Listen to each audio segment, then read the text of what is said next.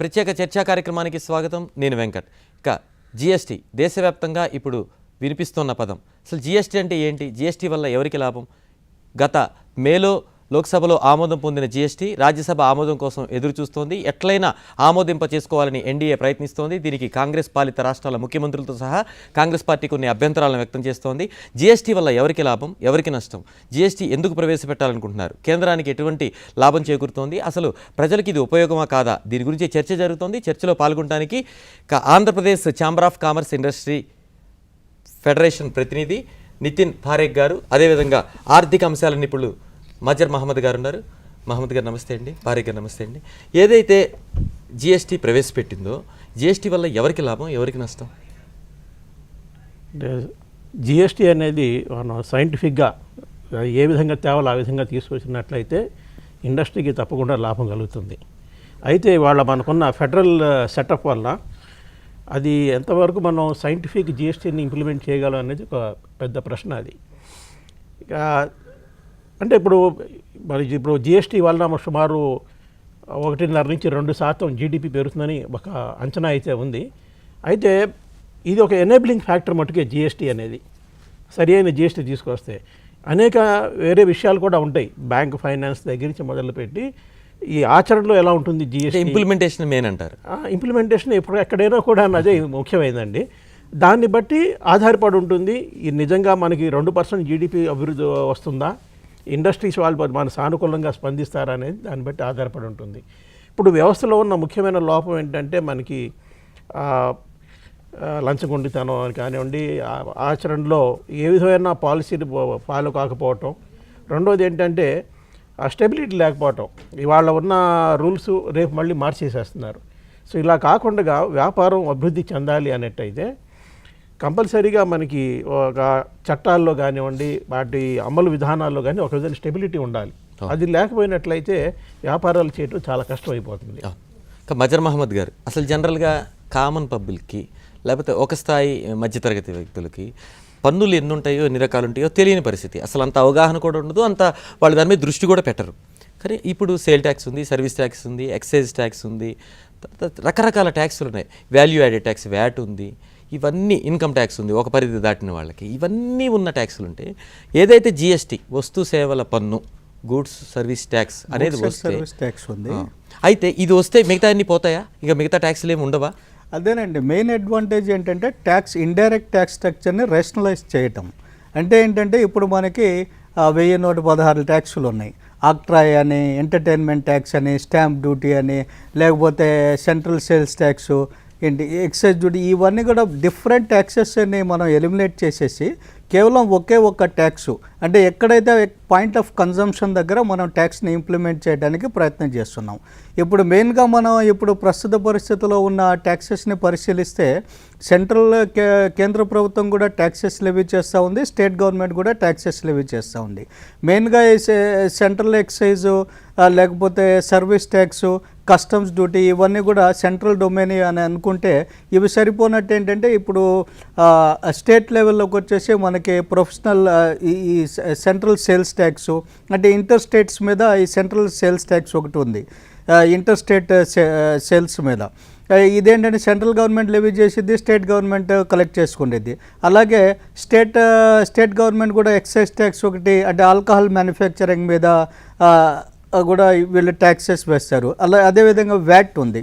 ఇవన్నీ కూడా ఏంటంటే ఒక విధంగా ఇండస్ట్రీకి బర్డెన్గానే తయారవుతూ ఉన్నాయి. ఈ బర్డెన్ని మనం తొలగించడానికి ఏంటంటే ట్యాక్స్ స్ట్రక్చర్ కూడా కాంప్లికేటెడ్గా ఉంది. అంటే ప్రస్తుత పరిస్థితుల్లో ఒక విధంగా చెప్పాలంటే పన్ను మీద కూడా మనం పన్ను కడతాం. ఇప్పుడున్న ఇండైరెక్ట్ ట్యాక్సేషన్లో మనం ఏం చేస్తున్నాం అంటే ట్యాక్స్ మీద కూడా ట్యాక్స్ కడతా ఉన్నాం. ఏ విధంగా అంటే సపోజ్ ఇప్పుడు మ్యానుఫ్యాక్చరర్ ఇన్పుట్ మీద ట్యాక్స్ కట్టారనుకోండి, వేరే పర్సన్ రిటైలర్ కానీ లేకపోతే వేరే పర్సన్ దాని మీద ఆ అవుట్పుట్ మీద కూడా మళ్ళీ ట్యాక్స్ కట్టి దానికి ఏం చేస్తున్నాడంటే రిటైలర్కి పాస్ చేయడం జరుగుతూ ఉంది. ఈ విధంగా ఏంటంటే కాస్ట్ ఆఫ్ గుడ్స్ కూడా మనకి పెరిగిపోతూ ఉంది. అంటే ఇన్పుట్ మీద మనం ట్యాక్స్ కడుతున్నాం, అవుట్పుట్ మీద కూడా ట్యాక్స్ కడతా ఉన్నాం. ఇలా డిఫరెంట్ స్టేజెస్లో ఎంటైర్ డిస్ట్రిబ్యూషన్ చైన్లో మనం డిఫరెంట్ స్టేజెస్లో ట్యాక్సెస్ అయ్యేసరికి చివరికి కన్జ్యూమర్కి ఇది బర్డెన్గా తయారవుతూ ఉంది. ఇప్పుడు సార్ చెప్పినట్టు ఏంటంటే మనం ఈ సరైన పద్ధతిలో జిఎస్టీని ఇంప్లిమెంట్ చేస్తే అప్పుడే బెనిఫిట్. కానీ మీరు చెప్తున్నట్లు కూడా ఇవన్నీ ట్యాక్సెస్, ఇండైరెక్ట్ ట్యాక్సెస్ అంతా ఏకరీతిన ఒకే ఇదిగా వస్తాయి. వచ్చినప్పుడు ఇప్పుడు ఏదైతే ఎన్డీఏ ఓవరాల్గా కలిపి 20% ప్లస్ లేవీ వచ్చేసి 1%, 21% అంటుంది. దాన్ని అంతగా వద్దు, కుదించాలి, లేవీతో కలుపుకుని 18%కే ఒప్పుకోవాలని కాంగ్రెస్ అంటుంది. కానీ నా డౌట్ ఏంటంటే వ్యాట్ 14% ఉంది, సర్వీస్ ట్యాక్స్ ఉంది, ఇవన్నీ మేము ఏమో ఓన్లీ ఏకరీతిన ఒకటే ట్యాక్స్ అంటున్నారు. ఈ 18 కానీ ఒప్పుకున్నా కూడా 18లో సరిపోతాయా? సరిపోతాయి. ఎందుకంటే ఇక్కడ డిఫరెంట్ అడ్వాంటేజెస్ ఉన్నాయి. సపోజ్ జిఎస్టీని సరిగ్గా ఇంప్లిమెంట్ చేయటం అంటే జిఎస్టీని ఏంటంటే అన్ని గూడ్స్ సర్వీసెస్ని మనకి వితౌట్ ఎనీ ఎగ్జంప్షన్ లేకుండా మనం ఏం చేయాలంటే అన్ని గూడ్స్ సర్వీసెస్ మీద ట్యాక్స్ కట్టాలి. కానీ ప్రస్తుత బిల్లో ఉన్న లోపాల గురించి మనం ఒకసారి మాట్లాడదాం.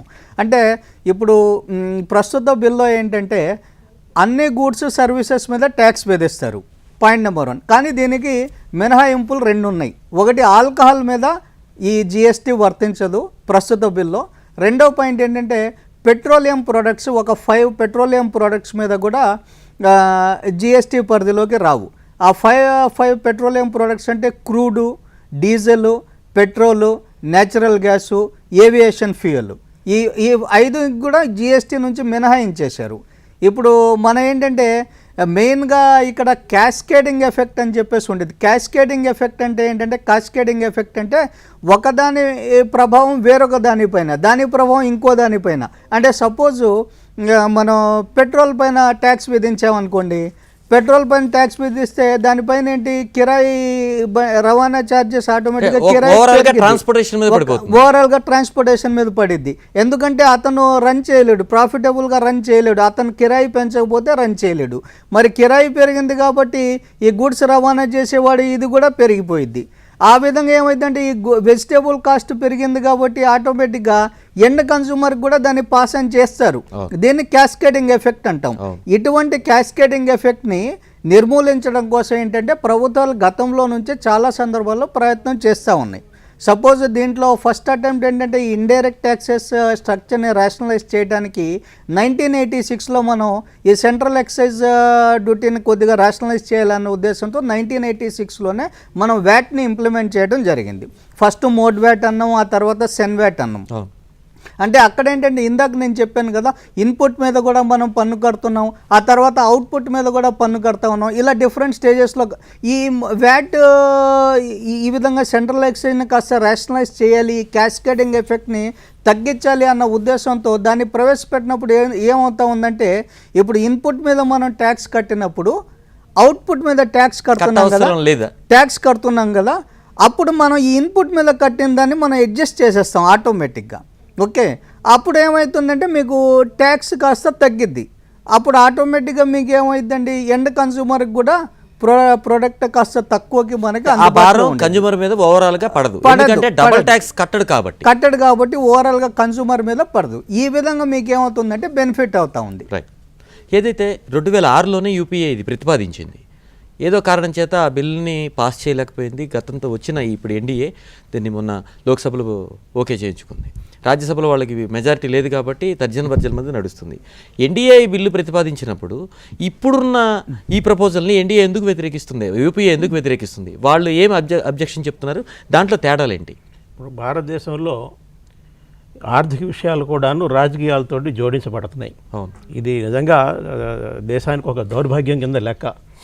ఎందుకంటే ఏ ప్రభుత్వం అయితే ప్రతిపాదించి మొదలు పెట్టి ఇక్కడ దాకా తీసుకొచ్చిందో ఆ ప్రభుత్వం పోయి ఇంకో ప్రభుత్వం వచ్చింది. ఆ ప్రభుత్వం దీన్ని ముందర తీసుకెళ్తుంటే మొదటి ప్రతిపాదించిన ప్రభుత్వం సంబంధించిన పెద్దలు ఇవాళ దాన్ని వ్యతిరేకిస్తూ ఉన్నారు. సో ఇవాళ ఏంటంటే దేశ అభివృద్ధి దృష్ట్యా రాజకీయ పార్టీలు రాజకీయాలను పక్కన పెట్టి ఆర్థిక విషయాల్లోన కనీసం ఒక తాటి మీద రావాల్సిన అవసరం ఉంది. అయితే దురదృష్టవశాత్తు భారతదేశంలో ఆ విధంగా జరగట్లా. ఇవాళ ముఖ్యంగా చూసినట్టయితే అడ్డు పెట్టడానికి కారణం ఏమన్నా మన ఉందంటే కేవలం రాజకీయం, ఇది వేరే ఉద్దేశాలు ఏవి లేవు. మొట్టమొదటిది ఏంటంటే ఈ 18%కి క్యాప్ చేయాలా ట్యాక్స్ రేట్ అని అంటున్నారు. ఈ సేల్స్ ట్యాక్స్ విషయంలో వచ్చినసరికి 2000 సంవత్సరంలో ఫ్లోర్ రేట్స్ ఆఫ్ ట్యాక్స్ అని కనీసం ఈ రేటు కంటే తగ్గకూడదని చెప్పి ఒక యూనిఫామిటీ తీసుకొచ్చారు దేశం మొత్తం మీద. అయితే అది కనీస ధరలు నిర్ణయించడం వలన, ఆ కనీస రేటు నిర్ణయించడం వలన ఏమైంది, అంతకంటే ఎక్కువ ఛార్జీలు వేయటం మొదలుపెట్టే రాష్ట్ర ప్రభుత్వాలు తమ అవసరాలు బట్టి. తర్వాత ఏమైంది, రాష్ట్రాల మధ్యలో పోటీ వాతావరణం నెలకొని కొన్ని వస్తువులు తగ్గించడం, కొన్ని పెంచడం. దీనివల్ల దేశం మొత్తం మీద చూసినట్టయితే రేట్లలో వ్యత్యాసాలు వచ్చేసాయి. ఈసారి దీనికి పూర్తిగా భిన్నంగా గరిష్ట రేటును నిర్ణయిస్తూ ఉన్నారు.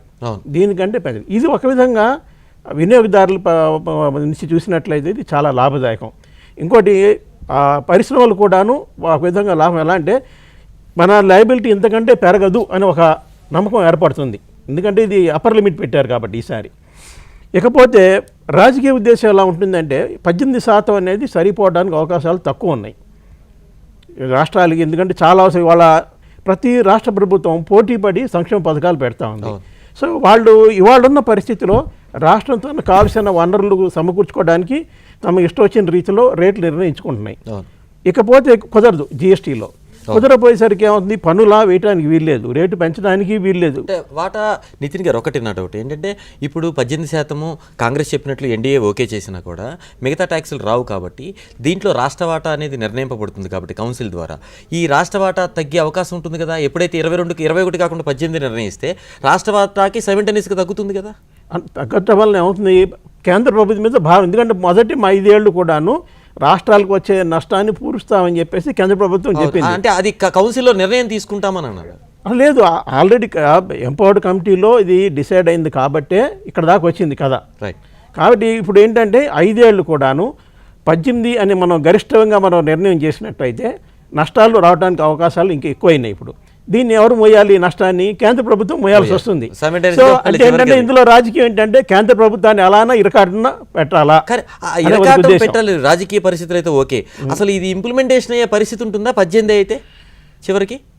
అంటే ఇప్పుడు రేపు ఎంపవర్డ్ కమిటీకి వెళ్ళినప్పుడు కాంగ్రెస్ చెందిన రాష్ట్ర ప్రభుత్వాలే ఈ 18 ఒప్పుకుంటారా లేదా అనేది పెద్ద సందేహం ఉంది.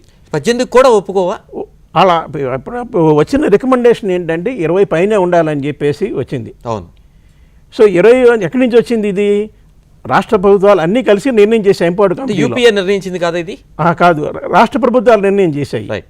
రాష్ట్ర ప్రభుత్వాలు ఎంపవర్డ్ కమిటీలో నిర్ణయం చేశాయి. ఓకే. ఇప్పుడు అక్కడ చేసింది, ఇప్పుడు ఇక్కడ రాజకీయ కారణాల గురించి రాజ్యసభలో గట్టెక్కాలని 18 ఒప్పుకున్నట్టయితే రెండు పరిస్థితులు ఏర్పడతాయి. ఒకటి, 5 ఏళ్ళు ఈ బరువుని కేంద్ర ప్రభుత్వం మోయాల్సి వస్తుంది. దానివల్ల ఏంటంటే ఇవాళ ఉన్న ప్రభుత్వం కుంగుబాటుకు లోన్ అవుతుంది ఆర్థిక పరిస్థితులు కూడా.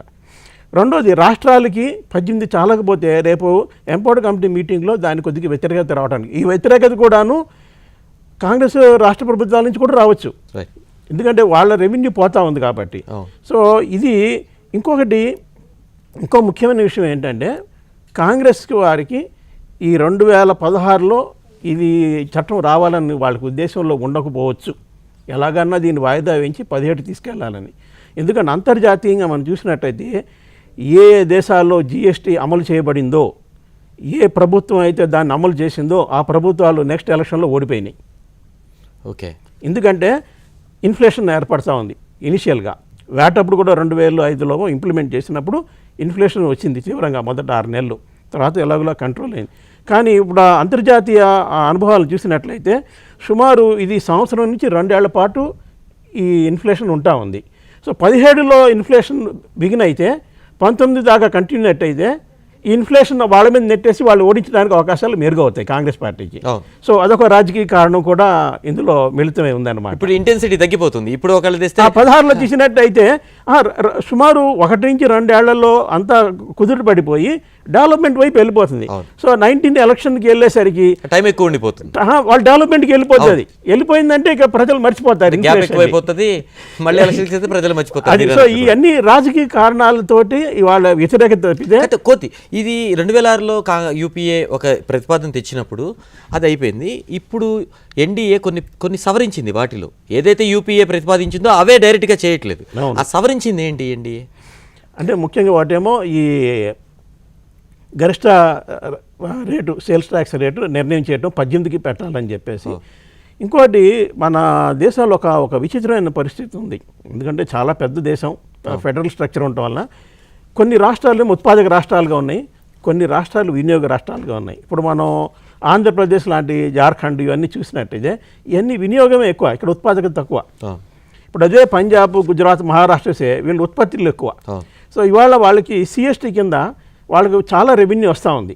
పేరుకి ఇది సెంట్రల్ సేల్స్ ట్యాక్స్ అని అంటున్నాం, కానీ గత సుమారు 20 సంవత్సరాలుగా ఈ సెంట్రల్ సేల్స్ ట్యాక్స్ పేరు మీద వసూలయ్యే పన్ను మొత్తాన్ని కూడా రాష్ట్ర ప్రభుత్వాలకు ఎంకరేజ్ చేస్తూ ఉన్నాయి, కేంద్రానికి ఏమి ఇవ్వటం లేదు.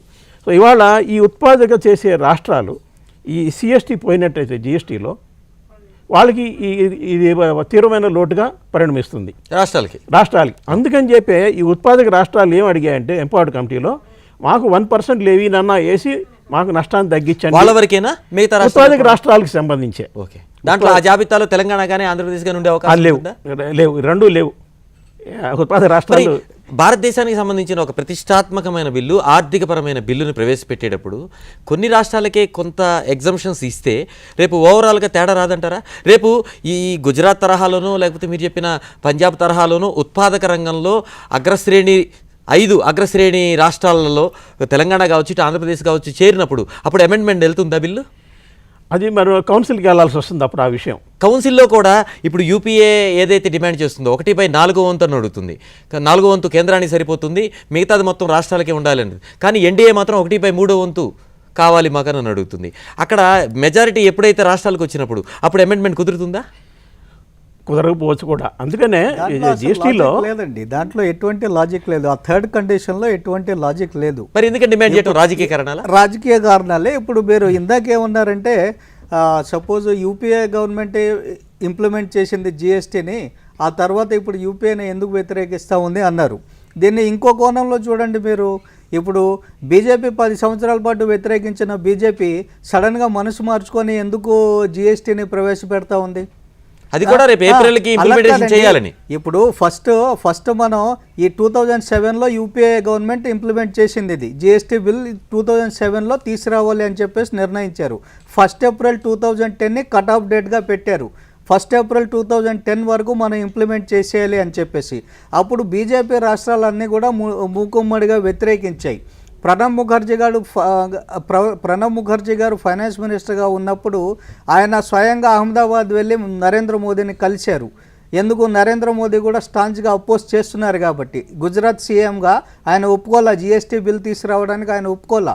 నరేంద్ర మోదీని ఆయన వెళ్ళి రిప్రజెంట్ చేస్తే దీంట్లో ప్రొసీజరల్ ల్యాప్సెస్ ఉన్నాయి అని చెప్పేసి ఆయన వ్యతిరేకించాడు, ఒప్పుకోలే. ఆ తర్వాత ఈ మధ్యప్రదేశ్ రాష్ట్రం యొక్క ఫైనాన్స్ మినిస్టర్ రఘువీర్జీనో ఆయన ఏమన్నాడంటే, జిఎస్టీ లాంటి బిల్లులకి మనం ఒప్పుకుంటే రాష్ట్రాల పరిస్థితి మున్సిపాలిటీ కార్పొరేషన్లతో సమానంగా అయిపోయింది, మనం అంతా చేసి మనం కేంద్ర ప్రభుత్వం దగ్గరికి వెళ్ళి మనం అడుక్కోవాల్సిన పరిస్థితి వచ్చింది, అసలు మనం ఒప్పుకోమని చెప్పారు. ఇదంతా చేసి సడన్గా అధికారంలోకి రావాలంగానే వాళ్ళు జిఎస్టీని ఎందుకు ఒప్పుకోవాలి? పైగా రెండో పాయింట్ చెప్తాను చూడండి. ఇక్కడ 2011 కాంగ్రెస్ ప్రతిపాదించిన బిల్కి 2014లో ఈ జిఎస్టీ నరేంద్ర మోదీ గారు తెచ్చినటువంటి బిల్కి మెయిన్గా ఎటువంటి డిఫరెన్సెస్ లేవు. వాళ్ళు అన్ని గూడ్స్ ట్యాక్సెస్ ఎక్సెప్ట్ 2 గూడ్స్ అన్ని గూడ్స్ మీద జిఎస్టీ అమలు చేస్తామన్నారు.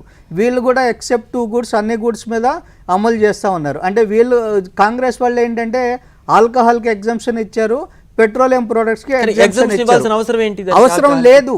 అదే చెప్తుంది అవసరం. ఇప్పుడు ఎగ్జంప్షన్ ఇవ్వాలి, జిఎస్టీ మనం పెట్టాలంటే జిఎస్టీ యొక్క మెయిన్ ఆబ్జెక్టివ్ ఏంటంటే నేషన్ వైడ్ మార్కెట్ క్రియేట్ చేయటం.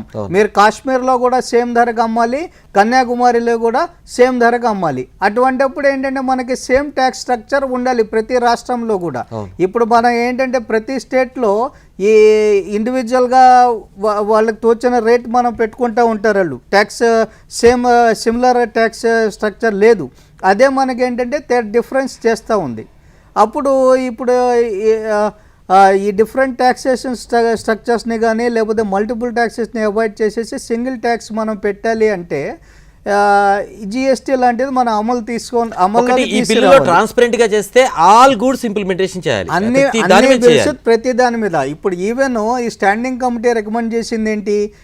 మన స్టాండింగ్ కమిటీ రికమెండేషన్స్ ఏంటంటే కాన్స్టిట్యూషన్లో ప్రతిపాదించిన ప్రతి గూడ్స్ సర్వీస్ అన్నిటికీ కూడా జిఎస్టీ బిల్లు మనం ఇంప్లిమెంట్ చేయాలి అని చెప్పేసి అన్నారు వాళ్ళు.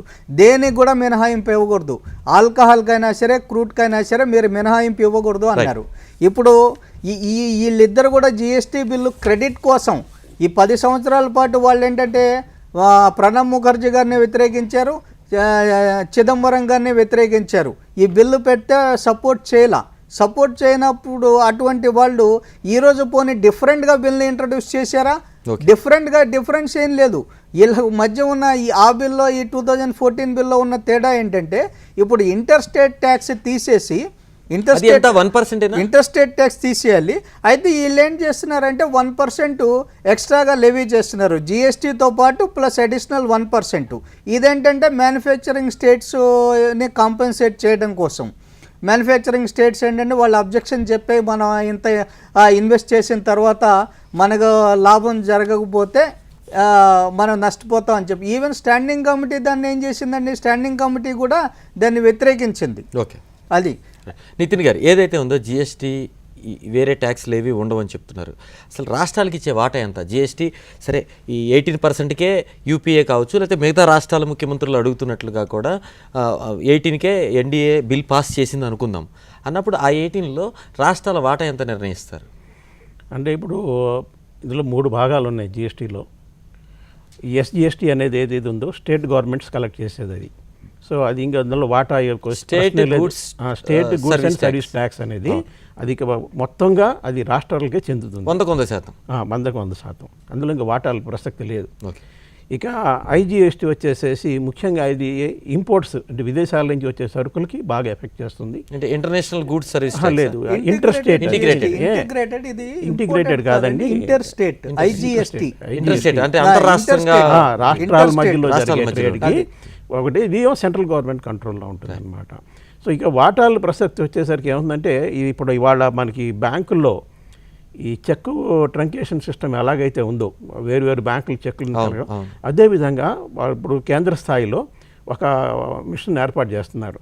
సో ఏ రాష్ట్రానికి ఎలా వెళ్ళాలి అన్నీ మొత్తం అక్కడ అయితే దీనికి ఇంకా పూర్తి స్వరూపం ఇంకా బయటికి రాలేదు. ఇప్పుడు లాస్ట్ 5 years ఇవాళ రాష్ట్రాలకి జిఎస్టీ బిల్లో ఏం చెప్తున్నారంటే మనం ఈ షేర్ని పార్లమెంట్లో లా పాస్ చేసి డిటర్మైన్ చేస్తాం అంటున్నారే కానీ సర్టెన్ పర్సెంటేజ్ వెళ్ళిద్ది అని చెప్పేసి ఇంకా నిర్ణయించలేదు. అది ఇప్పుడు స్టాండింగ్ కమిటీ కూడా ఏం చెప్పిందంటే ఈ జిఎస్టీ పర్మనెంట్ కాంపెన్సేషన్ ఫండ్ ఒకటి పెట్టాలి అని చెప్పేసి రికమెండేషన్ చేసింది. ఆ రికమెండేషన్ని వీళ్ళు ఏంటంటే యాక్సెప్ట్ చేయాలి. ఇంకొకటి జిఎస్టీలో రాష్ట్ర వాటా ఎంత ఉండాలి, కేంద్రానికి వాటా ఎంత ఉండాలని నిర్ణయించేది జిఎస్టీ కౌన్సిలా, సెంట్రల్ గవర్నమెంటా? లేదండి, ఇప్పుడు స్టేట్ గవర్నమెంట్ సంబంధించిన జిఎస్టీకి ఏ రాష్ట్రానికి ఆ రాష్ట్రం చట్టం పాస్ చేస్తుంది. సెంట్రల్ గవర్నమెంట్ వచ్చేసరికి ఇప్పుడు ముఖ్యంగా ఇప్పుడు పరోక్ష పన్నుల్లో 2 భాగాలు ఉన్నాయి. ఒకటేమో కేంద్రం వసూలు చేసేది, ఒకటి రాష్ట్ర ప్రభుత్వాలు వసూలు చేసేది. ఇవాళ రాష్ట్ర ప్రభుత్వాల విషయానికి వచ్చినట్టయితే ఈ క్యాస్కేడింగ్ ఎఫెక్ట్ ఆఫ్ ట్యాక్స్ కానీ ఏమి లేవు. ఎందుకంటే 2005లో వ్యాట్ వచ్చిన తర్వాత ఈ క్యాస్కేడింగ్ ఎఫెక్ట్ అనేది చరిత్రలో కలిసిపోయింది. ఇవాళ అసలు అది లేదు.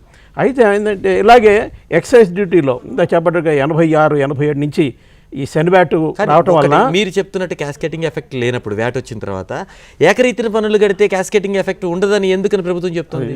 ఇదే చెప్తున్నా. ఇప్పుడు ఎక్సైజ్ డ్యూటీ ఇవన్నీ వచ్చేసరికి సెన్వ్యాట్ వచ్చింది, దాంట్లో కూడా క్యాస్కేటింగ్ ఎఫెక్ట్ లేదు. 3వది వచ్చేసరికి సర్వీస్ ట్యాక్స్ వచ్చింది. అయితే ఇక్కడ సమస్య ఎక్కడ వచ్చిందంటే ఉత్పత్తి అయిన వస్తువుల మీద ఎక్సైజ్ డ్యూటీ పడి దాని మీద మళ్ళీ వ్యాట్ పడేసరికి అది ట్యాక్స్ ఆన్ ట్యాక్స్ అవుతా ఉంది. అదే విత్ ఇన్ ద సిస్టంలో ఎక్కడా లేదు. ఇప్పుడు వ్యాట్లో తీసుకున్నాం అనుకోండి పన్ను మీద పన్ను లేదు, ఎక్సైజ్లో తీసుకున్నారు అనుకోండి పన్ను మీద పన్ను లేదు, సర్వీస్ ట్యాక్స్ తీసుకున్నాను పన్ను మీద పన్ను లేదు. అయితే ఏంటంటే ఈ ఎక్సైజ్ కానీ సర్వీస్ ట్యాక్స్ మీద మళ్ళీ వ్యాట్ పడేసరికి అక్కడ తేడా వస్తుంది. అంతర్జాతీయంగా పోటీ రేటుని తట్టుకునే పరిస్థితి లేకుండా పోయింది.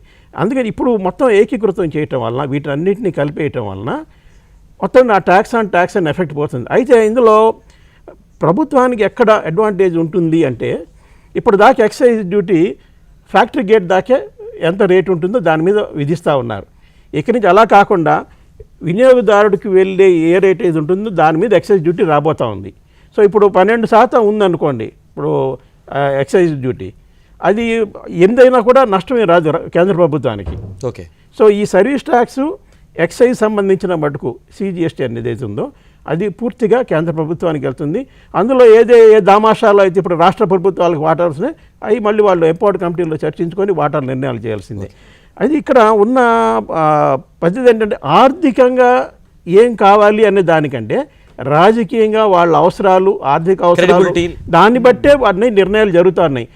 ఏ విధంగా చేస్తే వ్యాపారాలు, పరిశ్రమలు అభివృద్ధి చెందే అనే దృక్కోణం లేదు ఎక్కడ. అది రెండోది, మజర్ మహమ్మద్ గారు, ఇదే జిఎస్టీని ఇతర దేశాలు చాలా ఇంప్లిమెంటేషన్ చేసినాయి. వాళ్ళు చేసినప్పుడు అన్ని గూడ్స్కి చేశారా, వేటికన్నా ఎగ్జామ్షన్స్ ఇచ్చారా? ఎగ్జామ్షన్స్ ఉండవండి.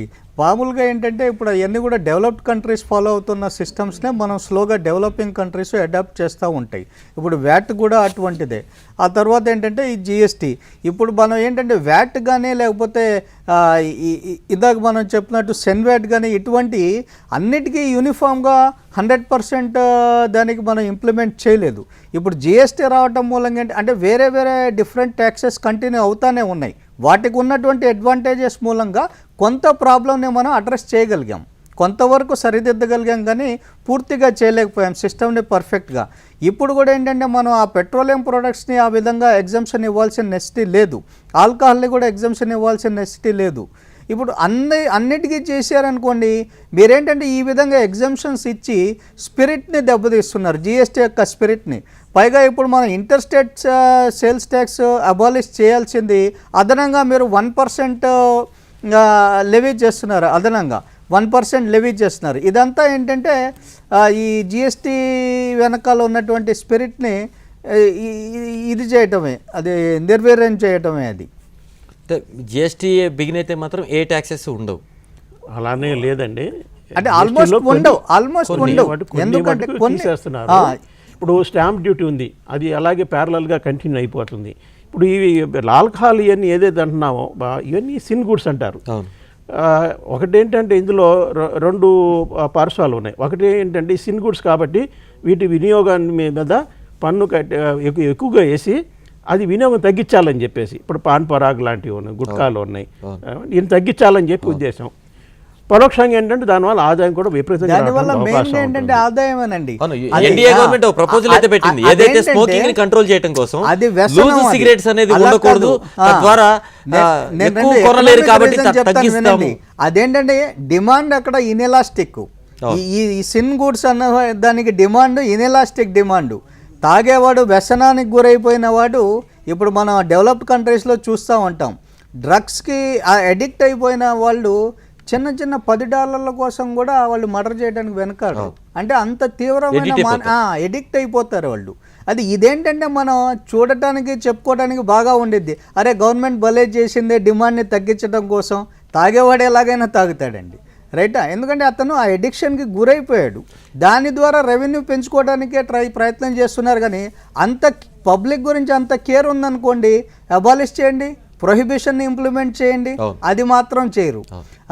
ఈ పాన్ పరాగల్ లాంటివి ఉన్నాయి, అవి మరీ దాని ఇంపాక్ట్ హెల్త్ మీద హజార్డస్ ఇంపాక్ట్, దాన్ని బ్యాన్ చేయవచ్చు కదా, దాన్ని బ్యాన్ చేయరు. ఎందుకు బ్యాన్ చేయరంటే ఖజానా ట్రెజరీకి దెబ్బ తగిలిద్ది అన్న ఉద్దేశంతోనే బ్యాన్ చేయరు.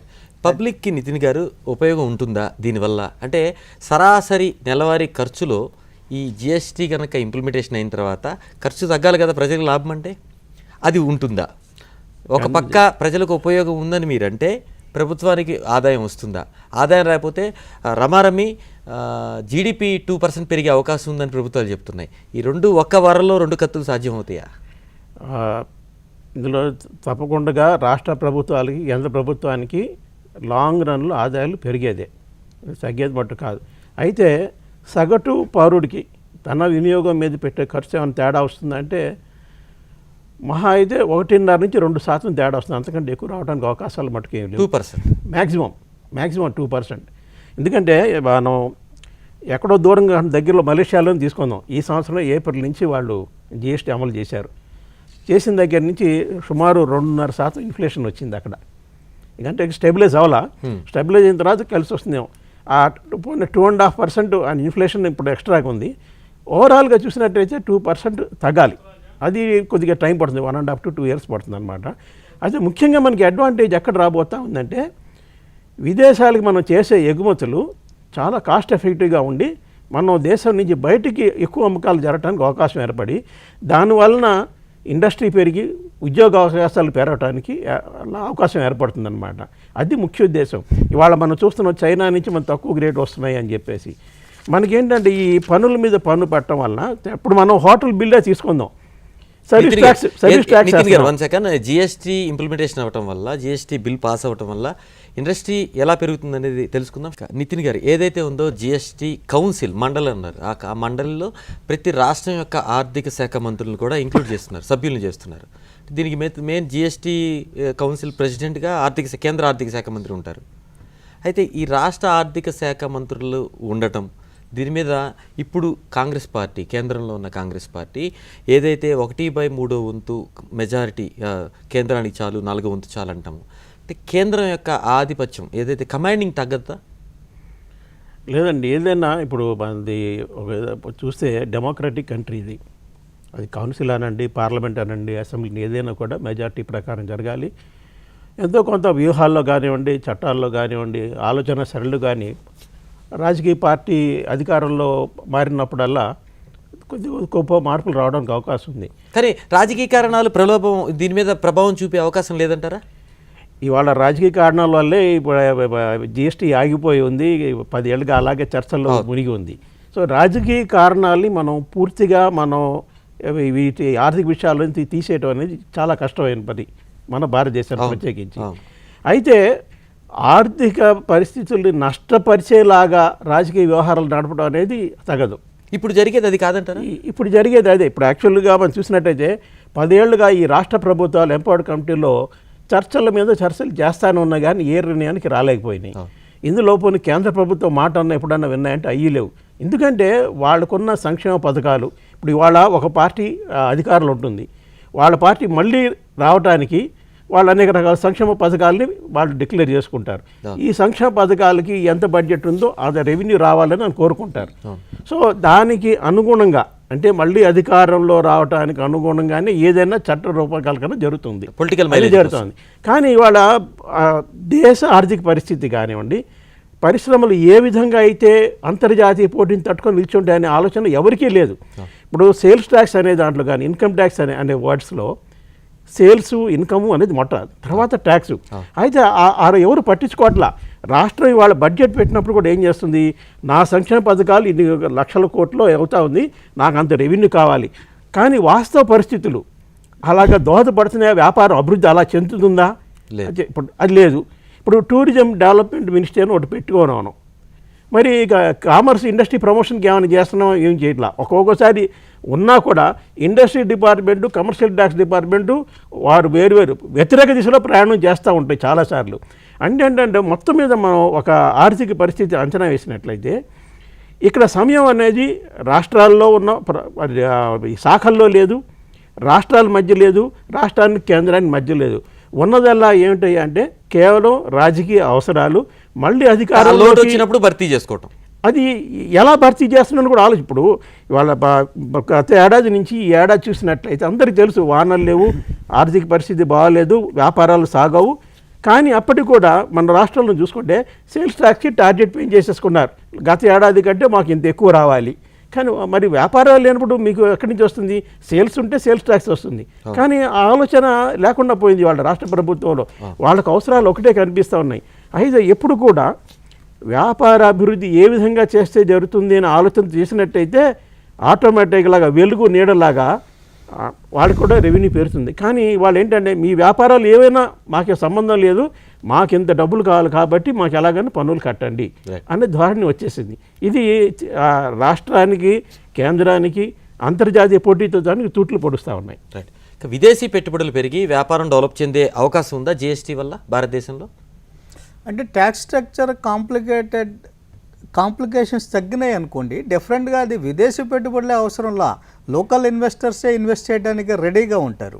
అయితే ఇందాక మీరు అడిగిన ప్రశ్న ఏంటంటే ఏ విధంగా మనకి డెవలప్మెంట్ జరిగింది జిఎస్టీ ఇంప్లిమెంట్ చేయటం మూలంగా అని అడిగారు కదా. అయితే దానికి ఏంటంటే ఇక్కడ ఒక మనం అట్లీస్ట్ థియరటికల్లీ మనం చెప్పేది ఏంటంటే ఈ జిఎస్టీ ఇంప్లిమెంట్ చేయటం మూలంగా ఎండ్ కన్సూమర్ దగ్గర అంటే మల్టిపుల్ ట్యాక్సెస్ తగ్గిపోవటం మూలంగా ట్యాక్స్ అండ్ ట్యాక్స్ లాంటి క్యాస్కేడింగ్ ఎఫెక్ట్ ఎలిమినేట్ అయిపోవటం మూలంగా ఎండ్ కన్సూమర్ దగ్గర ఏంటంటే డిస్పోజబుల్ ఇన్కమ్ అంటే ఖర్చు పెట్టడానికి కాస్త ఎక్కువ డబ్బులు ఉంటాయి, చేతిలో కాస్త ఎక్కువ డబ్బులు ఉంటాయి. ఇక్కడ ఎక్కువ డబ్బులు ఉండటం మూలంగా ఈయన ఏం చేయవచ్చు అంటే ఎక్కువగా కన్జ్యూమ్ చేసుకోవడానికి ఇష్టపడవచ్చు. ఎక్కువగా ఖర్చులు పెడతా ఉంటే ఆటోమేటిక్గా అదేంటంటే ఆయన అవసరాలని కన్జ్యూమర్ యొక్క అవసరాలని తీర్చడం కోసం ఇండస్ట్రీ కూడా ఏం చేసిద్దంటే ఆయనకి తగ్గట్టు మళ్ళా డిమాండ్ ప్రోడక్ట్ యొక్క అవుట్పుట్ని పెంచడం జరిగిద్ది. ఈ విధంగా ఇది చైన్ రియాక్షన్. ఇది కన్జంప్షన్ పెరుగుతుంది కాబట్టి అవుట్పుట్ పెరగటం, అవుట్పుట్ పెరుగుతుంది కాబట్టి ఎంప్లాయ్మెంట్ పెరగటం, ఎంప్లాయ్మెంట్ పెరుగుతుంది కాబట్టి ఆటోమేటిక్గా మళ్ళీ ఇన్కమ్ లెవెల్స్ పెరగటం, అది అల్టిమేట్గా జీడిపి లెవెల్లో ఇదే కాంట్రిబ్యూషన్. ఈ chain reaction positive chain reaction మూలంగానే మనం ఏం చెప్తున్నామంటే 1 to 2% జీడిపి కాంట్రిబ్యూషన్ పెరగడానికి అవకాశం ఉంది అని చెప్పేసి. రెండో పాయింట్ ఏంటంటే చాలా బిజినెసెస్ ఇప్పుడు ఇండియాలో అనార్గనైజ్డ్ సెక్టర్లో ఉన్నాయి. అనార్గనైజ్డ్ సెక్టర్లో ఉండటం మూలంగా వీళ్ళేంటంటే ఎంత అవుట్పుట్ చేస్తున్నారో అన్నది క్లియర్గా రిపోర్ట్ చేయరు. అంటే ప్రొడ్యూస్ చేస్తుంది ప్రాఫిట్స్ని రెవెన్యూస్ని తక్కువగా చూపెట్టి ఆటోమేటిక్గా వీళ్ళు ఏంటంటే ట్యాక్సులు కూడా తక్కువగా కడతా ఉంటారు. ఇప్పుడు జిఎస్టీ మూలంగా ఇంకో అడ్వాంటేజ్ ఏంటంటే ఒకసారి మనం ఇన్పుట్ మీద పన్ను కట్టామంటే అవుట్పుట్ మీద టు దట్ ఎక్స్టెంట్ మనం తగ్గించుకోవచ్చు అని చెప్పేసి చెప్పుకున్నాం. అలాంటప్పుడు ఏమైందంటే ఇప్పుడు బయ్యర్ ఏంటంటే సెల్లర్కి అండర్ రిపోర్ట్ చేయడానికి అవకాశం ఇవ్వడు. ఎందుకంటే అండర్ రిపోర్ట్ చేసాడు అనుకోండి, ఎన్ని యూనిట్లు అయితే అండర్ రిపోర్ట్ చేస్తున్నాడో దాని బెనిఫిట్ ఇతను బయ్యర్ కోల్పోతా ఉన్నాడు. ఎందుకంటే అతని క్రెడిట్స్ క్లెయిమ్ చేయాలి కదా తర్వాత. ఇన్ని 100 యూనిట్స్ నేను బై చేశాను అంటే సెల్లర్ కూడా 100 యూనిట్స్ సెల్ చేసి ఉండాలి కదా. అలాంటప్పుడు సెల్లర్ 100 యూనిట్స్ మీద మీకు ట్యాక్స్ అండర్ సేల్ జరిగే అవకాశం లేదు. ఇలాంటివన్నీ కూడా ఏంటంటే మీకు కాంట్రిబ్యూషన్ జరిగి ఓవరాల్గా ఇప్పుడు మనం అనార్గనైజ్డ్ సెక్టార్ నుంచి కూడా రెవెన్యూస్ తక్కువగా వస్తున్నాయి కాబట్టి ప్రజెంట్ సిస్టంలో ఆ రెవెన్యూ కాంట్రిబ్యూషన్ పెరిగి గవర్నమెంట్కి జీడిపి కూడా గ్రో అవడానికి అవకాశాలు కనిపిస్తూ ఉన్నాయి. జరగదండి, ఎందుకంటే ఇప్పుడు 10 లక్షల ఎగ్జంప్షన్ ఉంది. టర్న్ ఓవర్ 10 లక్షల దాకా మీకు పన్ను అసలు లేనే లేదు, రిజిస్ట్రేషన్ కూడా చేసుకోకర్లా. దీన్ని ఇప్పుడు పర్యాన్నం ఇప్పుడు దాన్ని 25 లక్షలు పెంచబోతున్నారు. అంటే ఏంటంటే అనార్గనైజ్డ్ సెక్టార్ని మనం పెంచబోతున్నాం. సో అది ఎంతవరకు ఇది మెయిన్ స్ట్రీమ్లోకి వస్తుంది అనేది అది ఇంప్లిమెంటేషన్ చేసి చూసినప్పుడే 25 లక్షల వరకు ఎగ్జామ్షన్ ఇస్తున్నారు కదా. ఇప్పుడు అండర్ సేల్ ఇప్పుడు మనం చూసుకుంటే సంప్రదాయ వ్యాపారంలో ఎంతమంది బిల్తో కొంటున్నారు, బిల్తో అమ్ముతున్నారు, ఇదంతా జీరో బిజినెస్ అవుతుంది. కరెక్టే. ఇప్పుడు 25 లక్షల దాకా ఎగ్జామ్షన్ ఇచ్చేసాం ఒకటి. సో అనార్గనైజ్డ్ సెక్టార్కి మనం ఊతం ఇచ్చాం తప్పితే దాన్ని కంట్రోల్ చేయట్లేదు. రెండోది ఏంటంటే అండర్ సేలు ఏదైతే ఉందో అది జరగదు, కానీ మొత్తం తీసేసేయచ్చు కదా, మొత్తం సేల్ని తీసేసేయచ్చు. ఇప్పుడు 100 రూపాయలు కొన్నాం, 110కి అమ్మాలి. సో ఇప్పుడు కాకుండా 105కి అమ్మాని అండర్ సేల్ చూపించడానికి అవకాశం ఏర్పడింది. కానీ అసలు అది అమ్మకమే చూపించకపోతే అక్కడి నుంచి కంప్లీట్ చైన్ తెగిపోయింది అనుకోండి, లాస్ట్ ఎండ్లో జనరల్గా జరగడానికి అవకాశం ఉంటుంది. అయితే ఎంత కలిసి వస్తుందా అని కాదు, ఇక్కడ ముఖ్యంగా ఈ పరోక్ష పన్నుల్లో ఇది వినియోగదారు నుంచి వసూలు చేసి ప్రభుత్వానికి కట్టాల్సింది. వ్యాపారస్తుడికి కానివ్వండి, పరిశ్రమల వారికి కానీ వాళ్ళ జేబులో నుంచి తీసి ఇచ్చే ఇన్కమ్ ట్యాక్స్ లాంటిది కాదు ఇది. కానీ ఎందుకు ఇది వ్యవహారం జరుగుతూ ఉందంటే, ఒకటి ఇవాళ ఉన్న పరిస్థితులు ఈ పోటీతత్వానికి ఊతం ఇవ్వట్ల, వ్యతిరేకంగా పనిచేస్తున్నాయి.